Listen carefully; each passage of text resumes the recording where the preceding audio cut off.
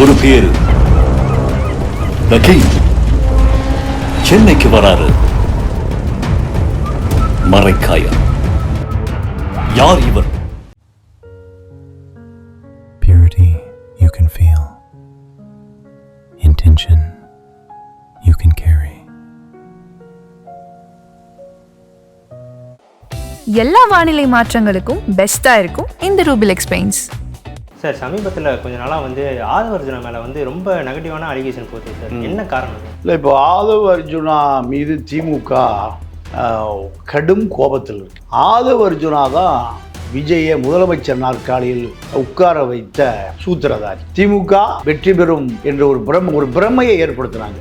அதை உடைத்தவர் ஆதவ அர்ஜுனா தான். இப்போ ஆதவ அர்ஜுனா விட்ட போய் மந்திரி கொடு, எந்திரி கொடு, வாரியம் கொடு, வட்டம் கொடு, எம்எல்ஏ கொடுன்னு ஆதவ அர்ஜுனாவோட போய் சரண்டராக வேண்டிய நிலைமைக்கு விசிகா வந்தது காரணம் திமுக எதிர்ப்பு தான். பிரிட்டோவை கற்பனை கதாபாத்திரத்தில் உருவாக்கியவர்கள் திமுக தான். நான் தான் சொன்னேன், பிரிட்டோ ஒரு ஆளே கிடையாதுயா. பிரிட்டோ என்பது நீங்கள் ஆதவ அர்ஜுனா சொந்தக்காரனும் இல்லை, லீமா ரோஸ் மச்சனும் இல்லை. இதில் பாஜகவும் சேர்ந்துக்குது. அப்போ தான் நம்ம இதை பார்க்க வேண்டியதாக இருக்குது. இது போன்ற ஊழல்வாதிகள், பெரிய கார்ப்பரேட் நிறுவனங்கள் அத்தனையும் இப்போ விஜய் ஆட்சி எதுக்குறான். தாவேக்கா மீது அபாண்டமான பழி.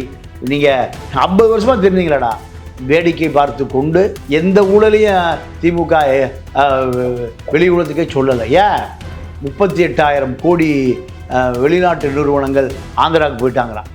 ஆந்திராவில் எவ்வளோ தெரியுமா? ஜிஎஸ்டி 9%. தமிழ்நாட்டில் 18%. எங்கே போவான்? ஆந்திராவுக்கு தான் போவான். ஆகாயம் நேயர்களுக்கு வணக்கம். இன்றைக்கி நம்ம கூட தமிழா பாண்டியன் அவர்கள் இணைஞ்சிருக்காங்க. வணக்கம் சார். வணக்கம் சார். சமீபத்தில் கொஞ்ச நாளாக வந்து ஆதவ அர்ஜுனா மேலே வந்து ரொம்ப நெகட்டிவான அலிகேஷன் போகுது சார். என்ன காரணம்? இல்லை, இப்போ ஆதவ அர்ஜுனா மீது திமுக கடும் கோபத்தில் இருக்கு. ஆதவ அர்ஜுனா தான் விஜயை முதலமைச்சர் நாற்காலியில் உட்கார வைத்த சூத்திரதாரி. திமுக எதிர்ப்பு என்பது தான் விஜய முதலமைச்சர் நாற்காலிக்கு மிக வேகமாக நகர்த்தியது. இந்த ஆதவ அர்ஜுனா திமுக எதிர்ப்பு இரண்டும் ஒரு சேர சேர்ந்தது மட்டுமல்ல, ஆதவ அர்ஜுனா ஒரு 50க்கு மேற்பட்ட சமூக வலைதளங்களை வைத்திருந்தார். திமுக 50 பேரை வச்சு திமுக வெற்றி, திமுக ஜெயிக்கிறது, திமுகன்னு திமுக வெற்றி பெறும் என்ற ஒரு பிரமையை ஏற்படுத்தினாங்க. அதை உடைத்தவர் ஆதவ அர்ஜுனா தான். திமுக எதிர்ப்பு, திமுக ஒழிக்கப்பட வேண்டிய தீய சக்தி என்ற வார்த்தையே ஆதவ அர்ஜுனா உடையது தான். ஏன்னா திருமாட்டிலிருந்து திமுகவை எதிர்த்தது ஆதவ அர்ஜுனா. அப்போ திமுக எதிர்ப்பு என்பதை திருமா கைவிட்டதுக்கு பிறகுதான் அத்தனை சிறுத்தையும் எங்கே போயிட்டான்? தாவேக்காக்கு போயிட்டான். இந்த திமுக எதிர்ப்பை ஆரம்ப புள்ளியே ஆதவ அர்ஜுனா தான். திமுக 3 படத்தில் நடித்த உதயநிதி முதலமைச்சரானா என் தலை 35 வருஷம் அரசியல் பண்ணுறார், ஏன் முதலமைச்சர் ஆகக்கூடாது? இப்படி ஒரு கேள்வியை தொடுத்ததே ஆதவ அர்ஜுனா தான். விசிகா அழிந்து போனது காரணம் ஆதவ அர்ஜுனா தான். திமுக அழிந்தது மட்டுமல்ல, விசிகா அழிந்து போனதுக்கு காரணம் ஆதவ அர்ஜுனா தான். இப்போ ஆதவ அர்ஜுனாவிட்ட போய் மந்திரி கொடு, எந்திரி கொடு, வாரியம் கொடு, வட்டம் கொடு, எம்எல்ஏ கொடுன்னு ஆதவ அர்ஜுனாவோட போய் சரண்டராக வேண்டிய நிலைமைக்கு விசிகா வந்தது காரணம் திமுக எதிர்ப்பு தான். கொஞ்ச நாளாக வந்து ரொம்ப வந்து அவரை மட்டும் டார்கெட் பண்ணி அடிக்கிறாங்களே. இது இல்லை, அதான் இப்போ அந்த பிரிட்டோவுக்கும் ஆதவ அர்ஜுனாவுக்கும் சம்மந்தமே இல்லை. ஆனால் திமுகவில் பால் குடிக்கிற அந்த ஊடகவியலாளர் இருக்கான், பால் குடிக்கிற ஆட்கள் எல்லாம் 20 வயசு 25 வயசு. அவனுக்கு எந்த வரலாறும் தெரியாது, எந்த அரசியலும் தெரியாது. இப்போ ஜான் பிரிட்டோ ஆதவ அர்ஜுனாவுடைய தாய் மாமன், லீமா ரோஸுடைய தம்பி. கஞ்சா கடத்தினார் யாரு? ஆதவ அர்ஜுனாவுடைய மனைவி டெய்ஸி. ஹெராயின் கடத்தினார். இப்படியெல்லாம் தரம் தாழ்த்தி ஏன் கடத்தலையா நாங்கள் சொல்ல வேண்டியதானே? கேவலமா தரம் தாழ்த்து யாரு? இந்த திமுக போவதற்கு காரணம் பதவி வெறி, பண வெறி. கோயில் நகை பூரா உருக்கப்பட்டு பாலமா எங்கே போச்சு? ஏறக்குறைய 3000 கோடி ரூபாய்க்கு பாலமா ஏழபால கடவுளை வேண்டிட்டு, கடவுள் இல்லை, கடவுளை கற்பித்தவன் முட்டாள், வணங்குகிறவன் காட்டு முராண்டி, அயோக்கிய பெரியார் சொன்னார். இது சாமினா ஏன்டா கும்பிடுறீங்க? ஒரு மனிதனுக்கு பக்தி உள்ள போனா புத்தி வெளியேறிடும்டாண்டார் பெரியார். அவன் அந்த கட்சி பெரியாருடைய பெயரை சொல்லி வளர்ந்த இயக்கம் இன்னைக்கு சாமிக்கு போட்ட தங்கத்தை பார்பாராக கடத்திட்டான். இதெல்லாம் திமுக செய்த ஊழல். இந்த ஊழலெல்லாம் இப்போ வெளியே வந்துடணும் பயம். அதனால் மார்ட்டின் குடும்பம் கஞ்சி கடத்துது, அபி கடத்துது, பெண் கடத்துது, கடத்துது, கடத்துதுன்னு கொளுத்தி போடுறானுங்க. அந்த ஊடக வெயிலாளருக்கு யார் ஐடியா கொடுக்குறான்? திமுக தான் கொடுக்குது. அதனால தான் இல்லாத ஒரு பிரிட்டோவை கற்பனை கதாபாத்திரத்தில் உருவாக்கியவர்கள் திமுக தான். நான் தான் சொன்னேன், பிரிட்டோ ஒரு ஆளே கிடையாதுயா. பிரிட்டோ என்பது நீங்கள் ஆதவர்ஜனா சொந்தக்காரனும் இல்லை, லீமா ரோஸ் மச்சனும் இல்லை. இதில் பாஜகவும் சேர்ந்துக்குது. அப்போ தான் நம்ம இதை இப்போ பார்க்க வேண்டியதாக இருக்குது. ஒரு தமிழனா அல்லது ஒரு பார்ப்பன ஆர்எஸ்எஸ் கும்பலா இப்படி பார்க்கிற பொழுது தான் தமிழ் முதலாளி, நீங்கள் கள்ளலாற்றி முதலாளி தான் யார்? மார்ட்டின் பக்கம் நிற்க வேண்டியது இருக்கு. ஏன்? மார்ட்டின் ஒரு தமிழன், ஆதவர்ஜனா ஒரு தமிழன். ஆனால் பாஜக அது ஒரு பார்ப்பன சக்தி. பெரியார் பார்ப்பன எதிர்த்த போராடினார், அம்பேத்கர் போராடினார், ரெட்டமலை சீனிவாசன், அத்தனை தலைவர்களும் பார்ப்பனர்களை எதிர்த்து தான் போராடி இருக்காங்க. அப்போ நமக்கு புது எதிரி பாஜக ஆர்எஸ்எஸ் தான். இதையெல்லாம் தமிழ்நாட்டு இளைஞர்களுக்கு சொல்லிக் கொடுக்க ஆளே இல்லை. எல்லாம் சினிமா தேட்டரில் தான் Trisha dance, Nayanthara dance, Tamannaah dance, Kaavaalaa டான்ஸில் போய் அப்படியே கிடக்கிறான். இனம் அழிஞ்சு போயிடும், உன்னுடைய வரலாறு அழிஞ்சு போயிடும், உன்னுடைய மூதாதையர்கள் சாத்த முப்பாட்டம் பப்பாட்டம் எல்லாம் காப்பாற்றிய அந்த மொழியே அழிஞ்சு போயிடுவியா. தமிழே அழிஞ்சு போயிடும். அழிஞ்சு போச்சு. திராவிட இயக்கம் அழிச்சிட்டான். இப்போ திராவிட இயக்கத்தை அழிக்க வேண்டிய தேவை இருக்குது. ஒவ்வொரு இளைஞனும் ஏன் தாடி வைக்கிறான்? பஞ்சாபி படையெடுப்பில் முகலாயர்களால் பாதிக்கப்பட்டதுனால தான் அந்த தாடியும் முடியும் வைக்கிறான், தலப்பாக்கட்டு. இதே போல் திராவிட இயக்கத்தை அழிப்பது ஒவ்வொரு தமிழனுடைய கடமை, ஒவ்வொரு தமிழ் இளைஞனுடைய கடமை. தமிழ் ஆசிரியர்களே இல்லாமல் பண்ணது இந்த திராவிட இயக்கம் தான். 5 கிளாஸுக்கு ஒரே வாத்தியான், ஓராசிரியர் பள்ளி. எத்தனை ஆண்டு காலமா? 50 ஆண்டு காலமாக கடைபிடித்தது திராவிட இயக்கம். இந்த திராவிட இயக்கம் தேவையா? தமிழ் வாத்தியார்கள், தமிழ் பண்டிட்டுகள் எல்லா பள்ளிக்கூடத்திலும் இருப்பாங்க. அதை ஒழிச்சது திராவிட இயக்கம் தான். அப்போ இந்த திராவிட இயக்கம் தேவையா? இப்போ இருக்கக்கூடிய இளைஞர்களுடைய கவனத்துக்கு விட்டுறேன். இது போன்ற ஊழல்வாதிகள், பெரிய கார்ப்பரேட் நிறுவனங்கள் அத்தனையும் இப்போ விஜய் ஆட்சியை எதுக்குறான். விஜய் ஆட்சிக்கு ஓட்டு போட்ட பூரா தலித் மக்கள், ஓட்டு போட்ட பூரா கிறித்துவ அப்பாவி மக்கள், பாஜக பூதத்தை எதிர்த்து முஸ்லீம் மக்கள், இப்படி அடிப்படை வாழ்வாதாரமே இல்லாத மக்கள் தான் விஜய்க்கு ஓட்டு போட்டிருக்கான். இப்போ இவர்களெல்லாம் ஆட்சி திருடி திம்பதற்கு வாய்ப்பு இல்லை, கொள்ளையடிப்பதற்கு வாய்ப்பு இல்லை, கோயில் சொத்தை பாலமாக தங்கத்தை திருடுவதற்கு வாய்ப்பு இல்லை. இதெல்லாம் தான் அவனுக்கு கோபம். இந்த ஆட்சியை சரி செய்ய வேண்டியது விஜயுடைய பொறுப்பு. விஜய் சனிக்கிழமை ஞாயிற்றுக்கிழமை ஃபோன் நாட் ரீச்சபிள் போயிடுதுன்னு இப்போ அரசு அதிகாரிகளை பேச ஆரம்பிச்சிருக்கான். இந்த திமுக ஊழல்வாதிகளிலிருந்து ஏன் இன்னைக்கு வரைக்கும் நடவடிக்கை எடுக்கலன்னு ஒரு பெரிய கேள்வி இருக்குது. எடுக்கவே இல்லையே. யார் அந்த இபியில் இருக்கிற ஹார்ட் டிஸ்கை திருடுனா? ஊழல்வாதி தான் திருடியிருப்பான். இன்னும் 5 பேரை கைது பண்ணியிருக்க வேண்டாமா? 5 பேரை குண்டசத்தில் போட்டுக்க வேண்டாமா? மக்களுடைய சொத்து தானே இபி. அதில் இருக்கிற ஹார்ட் டிஸ்க்கு எத்தனை பேர் கான்ட்ராக்ட் கொடுத்த, எத்தனை பேர் லஞ்சம் கொடுத்த, எத்தனை போலி மின்கம்பம் போட்ட, எத்தனை போலி மீட்டர் போட்ட, எல்லாம் அதில் தானே இருந்தது.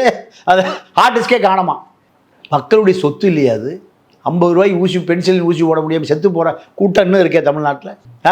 அரசு ஆஸ்பத்திரிக்கு போனால் பெத்த குழந்தைய நாய் எடுத்துகிட்டு போத ஒரு சகோதரி வீடியோ போட்டிருந்தா. குழந்தை பிறந்த பிறகு குளோரோஃபார்ம் இல்லாமல் சாக்கு தைப்பதை போல பெண்களுடைய பிறப்புரிப்பை தைச்சு அனுப்பிச்சிட்றான்னு ஒரு சகோதரி போட்ட வீடியோ என்கிட்ட இருக்குது. அப்போ இதெல்லாம் தமிழர்களுடைய வாழ்க்கை எவ்வளோ பெரிய போராட்டமாக இருக்குது. கல்வி இலவசம் இல்லை, மருத்துவம் இலவசம் இல்லை, எல்லாம் சாராய வியாபாரி நடத்துகிறான், சாராய உடையார்கள் நடத்துகிறான், மருத்துவக் கல்லூரி ஜெகத்ரட்சகன் நடத்துகிறான், ஜெயிலில் இருக்க வேண்டிய அக்யூஸ்டு. எத்தனை வழக்கு அந்த ஆள் மேலே. குரோம்பேட்டையில் அரசு ஒரு கிறிஸ்டின் மிஷினரி இடத்தையே அந்த ஆள் அபகரிச்சுக்கிட்டான். இப்படி சமூக விரோதிகள் பூரா கல்வி தந்தைகள், ஜேபிஆர்கள், இதெல்லாம் ஒழிக்க வேண்டிய திராவிட இயக்கம் இவர்களோடு கூட்டி சேர்ந்து கொண்டதனுடைய விளைவு தான் விஜய்க்கு ஓட்டு போட்டான். இப்போ விஜய் ஆட்சியை ஒழிக்கணுங்கிறான். நல்ல ஆட்சியா, கெட்ட ஆட்சியா, ஊழல் வாங்குற ஆட்சியா? தமிழாக ஓட்டு போட்டிருக்காயா, தலித் ஓட்டு போட்டிருக்கான், கிறிஸ்துவ முஸ்லீம் எல்லாம் ஓட்டு போட்டிருக்கான். இதை அப்போது ஓட்டு போட்ட 3 கோடி மக்களுடைய உணர்வுகளை திமுக மதிக்காமல் என்ன பண்ணுறான்? தாவேக்கா மீது அபாண்டமான பழி. நீங்கள் 50 வருஷமாக தெரிஞ்சீங்களாடா, அதே அதிகாரிகள் தான் அதே ஆட்சியாளர்கள் தான். அவனும் இவர்களோடு சேர்ந்து கொள்ளையடிக்க முயற்சி பண்ணுறான். அதை தடுப்பதை விட்டுட்டு திமுக அதிமுக தடுக்கணும், அதிகாரிகளை அடையாளம் காட்டி கொடுக்கணும். அதுதான் இவர்கள் தமிழருக்கு செய்யக்கூடிய பணி. இப்போ அவன் திருட ஆரம்பிக்கிறான், திருட பழைக்கிறான். வேடிக்கை பார்த்து கொண்டு எந்த ஊழலையும் திமுக வெளி உலகத்துக்கே சொல்லலை. ஏன்? தான் திருடியதை விஜய் சொல்லக்கூடாது, விஜய் திருடியதை தான் சொல்ல மாட்டேன். இப்படி ஒரு ஒப்பந்தம். இப்போ தாவேக்கா மேலே வைக்கிறது எல்லாமே இப்போ ஃபேக்கான குற்றச்சாட்டுகள் தானே? உண்மையும் இருக்குது. நீங்கள் 16 நகராட்சி, தூத்துக்குடி, கரூர், திண்டுக்கல் 16 நகராட்சி வேஸ்ட் மேனேஜ்மெண்ட், குப்பை எழுற வேலையை பழைய திமுககாரன் பினாமியான உபீஸுக்கே கொடுத்துருக்காரு புஷி ஆனந்த். புஷி ஆனந்தனும் ககன் சிங் பேடியும் கொடுத்துருக்காங்க. அவர் தான் நகராட்சி துறை இயக்குனர். 4800 கோடி ரூபாய்க்கு கொடுத்துருக்காங்க. 10% கமிஷன் திமுக கொடுத்துருப்பான். 450 500 கோடி ரூபாய் கமிஷன் கொடுத்துருப்பான். கமிஷன் வாங்கினீங்களா வாங்கலையா? புஷி 500 கோடி வாங்கினாரா வாங்கலையா? இதை கண்டுபிடிக்கணுமா இல்லையா? திமுக சொல்லணுமா இல்லையா? திமுக ஏன் சொல்லலை? நாங்கள் வாங்கின ஊழலை நீ சொல்லாத, நீ வாங்கின ஊழல் நாங்கள் சொல்ல மாட்டோம். இதுதான் இப்போ நடக்குது. தொழில்துறை அமைச்சர் கீர்த்தனாவை விஜயகுமார் என்ற ஐஏஎஸ் அதிகாரி, இங்கே செக்ரட்டரி, ஒரு வேலையை செய்ய விட மாட்டேங்கிறார். ஏன்? உனக்கு தெரியாத ஓரமாக நான் பார்த்துக்கிறேன். தலைமைச் செயலகத்தில் 10 ஆண்டுகளுக்கு முன்பு 16 பேரை வந்துட்டு போகிறார். மீண்டும் ஸ்டெர்லைட் திறப்பதற்கு இதெல்லாம் மக்களுக்கு கொண்டு போய் சேர்க்கக்கூடிய ஊடகங்கள் கொண்டு போய் சேர்ப்பதே இல்லை. திமுக ஊழல், திமுக ஊழல், ஊழல். இந்த ஊழல் இதை ஊழல் செய்ய அனுமதிக்கிறது. நம்மோடு சேர்ந்துக்கணுமில்ல. ஊழல் செய்யலைன்னா நம்மள தனிமைப்பட்டு போவான், அவனுக்கு நல்ல பேர் வந்துடும். ஊழல் செஞ்சால் நம்மோடு மாட்டிக்குவான். இப்படி 38,000 கோடி வெளிநாட்டு நிறுவனங்கள் ஆந்திராவுக்கு போயிட்டாங்கிறான். ஆந்திராவில் எவ்வளோ தெரியுமா? ஜிஎஸ்டி 9%. தமிழ்நாட்டில் 18%. எங்கே போவான்? ஆந்திராவுக்கு தான் போவான். ஆந்திரா போய் தொழில் ஆரம்பித்தாலே அவனுக்கு 10% மிச்சம். இங்கே மணல் எடுக்க போனீங்கன்னா லாரிக்கு 5000 கொடுக்கணும்.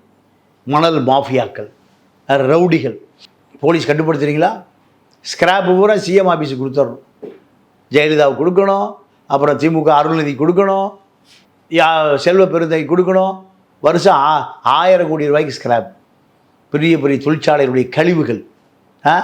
அங்கே ஜிஎஸ்டி ஏமாற்றிக்குவான் அவன். 100 கோடிக்கு ஜிஎஸ்டினா அவன் 50 கோடி தான் கணக்காகிப்பான். இந்த ஸ்கிராப் எடுத்துகிட்டு கழிச்சுக்குவான். ஸ்கிராப்பு தான் லஞ்சம், ஸ்கிராப்பு லஞ்சம். அவன் 100 கோடி ரூபா பில்லை போட்டால் 50 கோடி தான் கணக்காகிப்பான். 50 கோடி பிளாக்கில் விட்டுருவான். மார்வாடி போடுவான்ல, மார்வாடி பார்த்தீங்கன்னா பாதி ஒயிட்டு பாதி பிளாக்கில் தான் வியாபாரம் பண்ணுவான். எல்லாத்துக்கும் வரி கட்ட மாட்டான். யார்? இங்கே இருக்கிற மார்வாடி பூரா. அதே போல தான் இந்த அரசே மார்வாடி அரசு தான். எதுக்கே நீ போய் அங்கே ஸ்கிராப் வாங்குற ஃபேக்ட்ரியில்? அப்போ அவன் தொழிலாளி ஏமாற்றுவான். தொழிலாளிக்கு பணம் சம்பளம் தரமாட்டான். தொழிலாளிக்கு இஎஸ்ஐ கிடையாது, தொழிலாளிக்கு பிஎஃப் கிடையாது, தொழிலாளிக்கு உரிமை கிடையாது. ஏன்? அதான் கழிவு மெட்டல், பித்தளை, துத்தநாகம், செம்பு, இந்த மெட்டலை பூரா கொடுத்துட்றான். இந்த ஸ்கிராப் எடுக்கிறது தான் திராவிட இயக்கங்களுடைய வேலையே. அப்போ அந்த ஸ்கிராப் தான் லஞ்சம். மற்ற கட்சியில் மற்ற ஆள்கள் ஏதாச்சும் வேறு யாராச்சும் யூடியூபர்ஸ் அலிகேஷன் வச்சா நடவடிக்கை எடுக்க மாட்டேங்கிறாங்க. இப்போ ஆதவர்ஜுனா பேசினதுக்கப்புறம், ஆதவர்ஜுனா மேலே ஒரு அலிகேஷன் வச்சதுக்கப்புறம் உடனே கைது செய்கிறாங்க. சார் என்ன காரணம்? இல்லை, ஆதவர்ஜுனா யாரை கைது பண்ணார்? மாரிதாஸ், அவர் காவிதாஸ், பாஜகவனுடைய எடுபடி. பாஜக எடுபடி இல்லாத ஒரு பிரிட்டோவை கற்பனை செய்து பாஜக சொல்லுகிற வேலையை செய்கிறார். அவர் கைது பண்ணாமல் கொஞ்சுவாங்களா? ஊடகம் என்பது யாரு பக்கம் சாராமல் இருக்கும். அதான ஊடகம். காவிதாஸ், மாரிதாஸ் காவிதாஸாக இருந்து நீங்கள் இல்லாத பிரிட்டோவை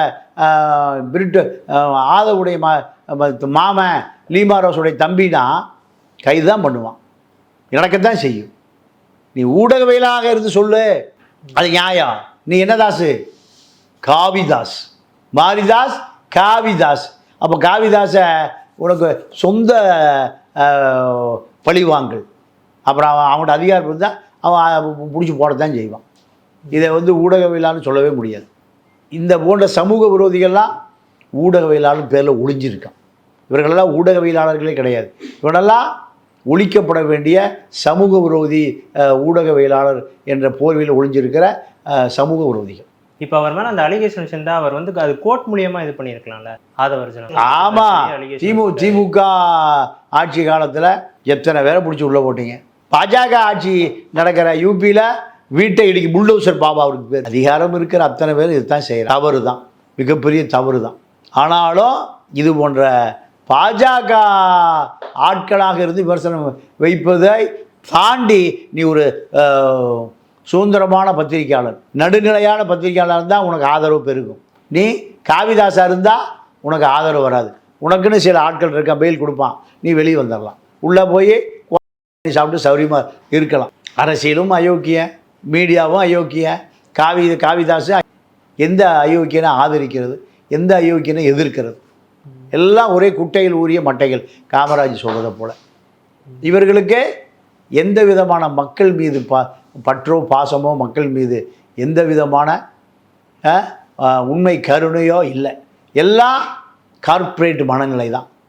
ஊடகங்களும் கார்ப்பரேட்டு, அரசியல்வாதிகளும் கார்ப்பரேட்டு, அதிகாரிகளும் கொள்ளை கோஷ்டி கார்ப்பரேட்டு.